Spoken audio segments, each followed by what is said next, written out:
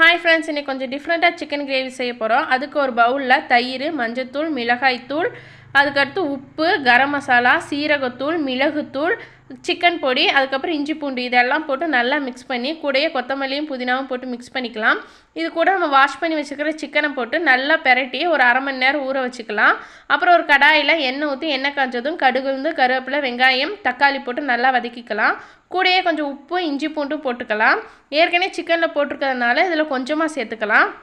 இப்போ உப்பு, இஞ்சி பூண்டு போட்டு நல்லா வதங்கினதுக்கப்புறம் நம்ம வீட்டில் அரைச்ச குழம்பு மிளகாய்த்தூள் 2 ஸ்பூன் போட்டுக்கிறேன். அதுக்கப்புறம் நம்ம ஊற வச்சுருக்கிற சிக்கனை எடுத்து அது கூட போட்டு நல்லா கிண்டிக்கலாம். ஒரு 10 மினிட்ஸ் நம்ம மூடி வச்சோம்னா சிக்கன்லேருந்தே தண்ணி வரும். அதுக்கப்புறமா பார்த்திங்கன்னா நம்ம கொஞ்சமாக தண்ணி ஊற்றி ஒரு 10 மினிட்ஸ் மட்டும் வேக வச்சா போதும்.